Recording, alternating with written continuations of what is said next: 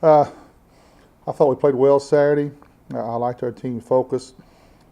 Conference play has been a roller coaster after a hard physical game at Sam Houston, concerned about how our team would react and how we prepare to get on the road.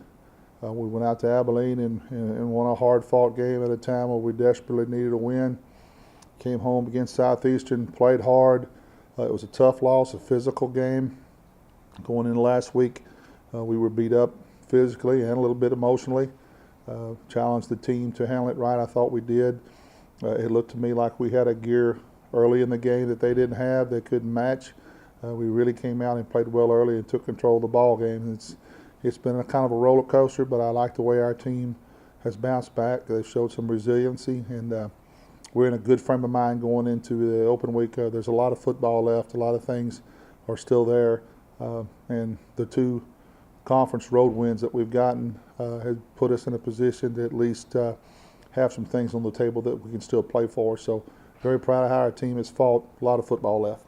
Questions? I was going to say, last week we were concerned about Nicholls going in because they were winless and a dangerous football team. How important was it? I guess you took them out, the way it sounded, took them out of the game early and destroyed the conference. Well, it's very important. I talked to the team about it early in the week about how I didn't know what's going to happen the rest of the year. We can't predict everything. I said, but as you picture yourself on the bus going to Lake Charles the last game and sitting there going, man, I wish we could have had the Nicholls game back. We didn't prepare right. We didn't go down there in the right frame of mind. Let's make sure that doesn't happen.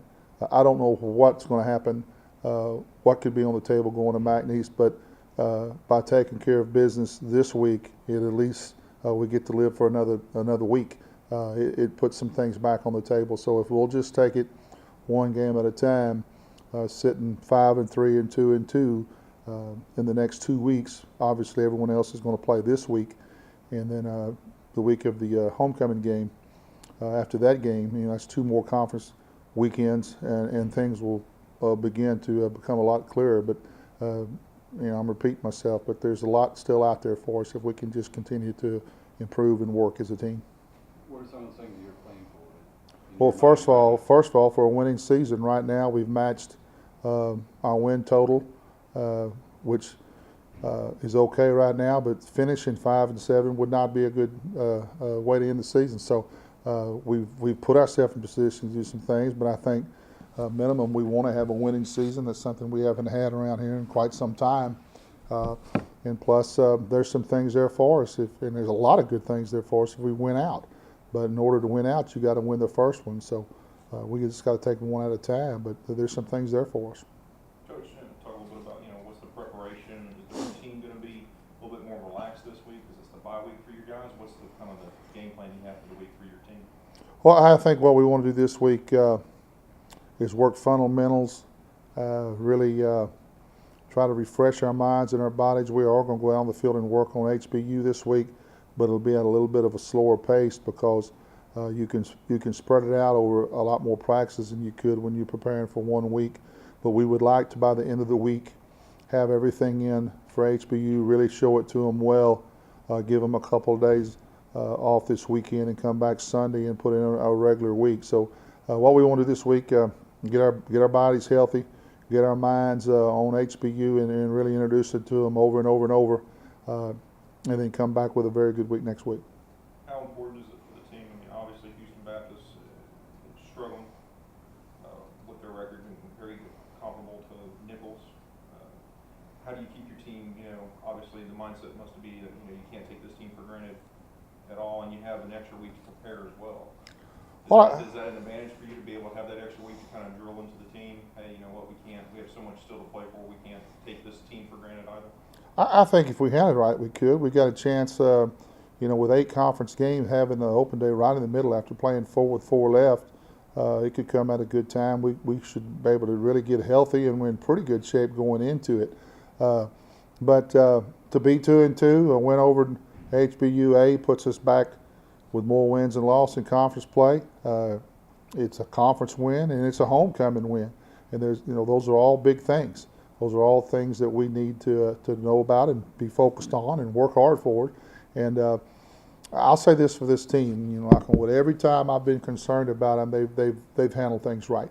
Every time I've put it out there for them, they've handled it right, and I really expect them to handle this correctly, and I really expect us to be healthy and energized and play well against HBU here at homecoming. I really do. Are there some particular aspects of the game that you guys need to work on where you have more time during an open day that really focus on? Well, I thought last week we pulled off the pads defensively and really focused on run fits and assignments in shorts, and that really carried over to the next day. It was almost like a day in camp in shorts. We'll do some of that this week. I thought we got a lot out of that. Special teams, we had a really good day going until they popped the punt return. We got to continually strive for that. Our kickoff coverage was better, but we'll always work on our special teams and just stay as sharp and fundamentally understanding that where we are in the season, we still got to improve every week just because we're not playing. We can't sit and just sit still. I really like what Sam Houston did with their 2 open dates. They looked like the game after their open dates. They did a good job with it, and we want to challenge our team to do the same. What's the players' attitudes like right now? Are they pretty confident, or are they still kind of humble, or where are they at? Well, I mean, they're confident, but they're humble at the same time. We realize what's ahead of us. We got so many guys on this team that's played in this league for a year or two, and they understand what's coming up. They understand we got tough trips to Central Arkansas and McNeese, and we got 2 home games against 2 opponents that we don't know that much about that are going to be hungry. So, I mean, it's tough, four tough ball games, and they're all conference games. They all count. We have an opportunity to move ourselves up as we win and other people get beat. And we got an opportunity to move on up and do some things. And this is an important four-game stretch for us. And like I said, I'd love to see us come back fresh and mentally and physically and get after HBU next week. So is 9-14 still the goal? You bet. You bet. It's mathematically still there, so you bet. Like I said, our number 1 goal is to win the season, but that's what we put out at the beginning of the year, and that's what we're trying to do. Coach, you mentioned to get healthy. Obviously, Alex Ball's been nicked up. We're expecting him to be fully back, ready to go for Houston Baptist. The last couple of weeks, we've held him out early, hoping that he could kick off for us, if not anything else, and he's tried to do it the last 2 Saturdays. And then wasn't able to go. Hopefully, with 2 more weeks, he'll be able to go. I mean, we got I think Alex is out, and Kobe Campbell probably is out for the season with a concussion, and Emmett Raleigh had a nick with a shoulder out at Nicholls, but I don't think it's anything season-ending type. I think he'll be back. So, other than Alex, we should be 100% for HBU, and I wouldn't be surprised to see Alex out there by then.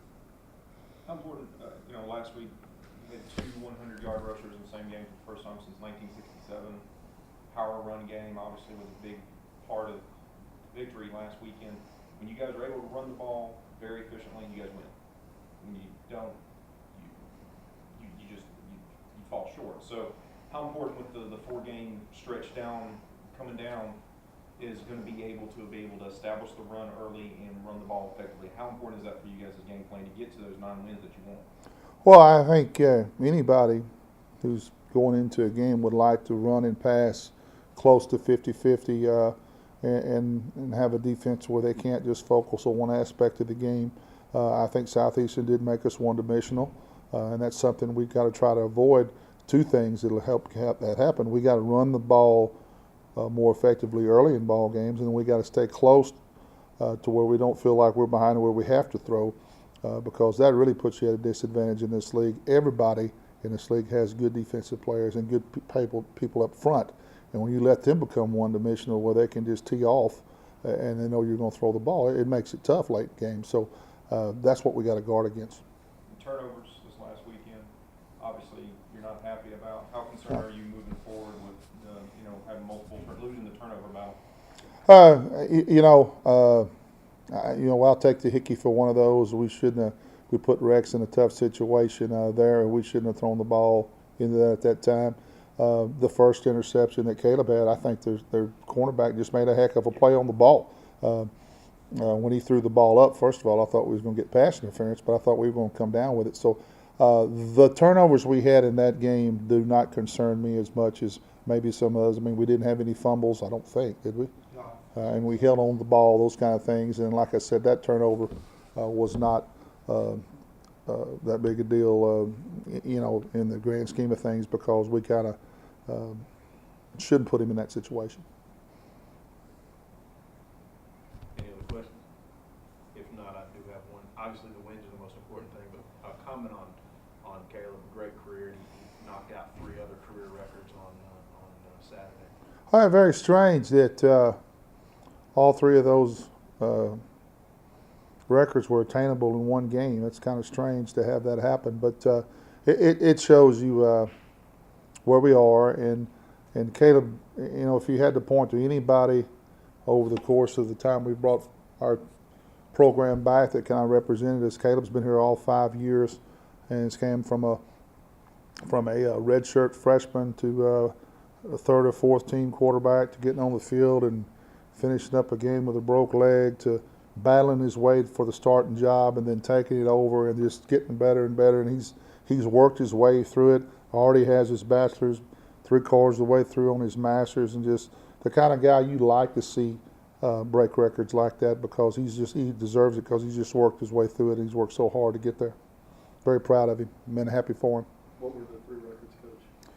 Completions. In the career records that he got, with his 7th completion, he got the completions record with his 83rd yard of total offense. It was a career total offense, and then just barely got a passing yards. He needed 320, got 330.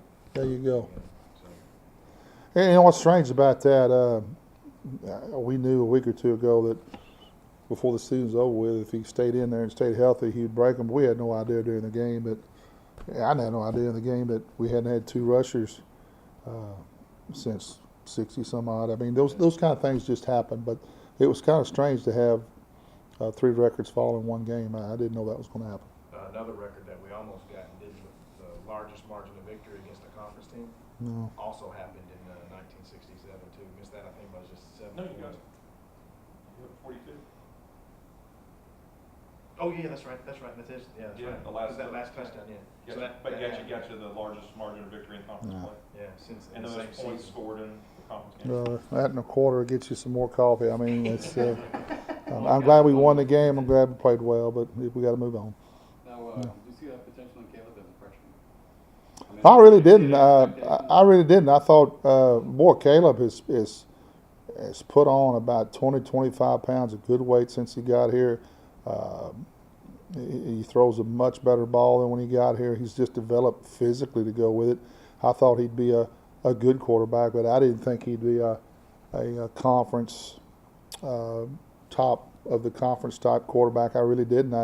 I'm not saying I was not counting on him, but I think I wish every player in our program would get as much out of their potential as Caleb has. We'd be winning national championships around, and he has really worked his way into being a heck of a football player. Thinking down the road a little bit past this season, do you got anybody to fill his shoes? Well, unfortunately, right now for me, I can't think past this season. So talk to me in 5 more weeks. Right now, we're just thankful that we have him, and we got Rex and you got Robert Mitchell who's playing. So I mean, we got 2 underclassmen there, but we'll concern ourselves with next year at the right time. It's not time yet. Is that it? Thank you, Coach.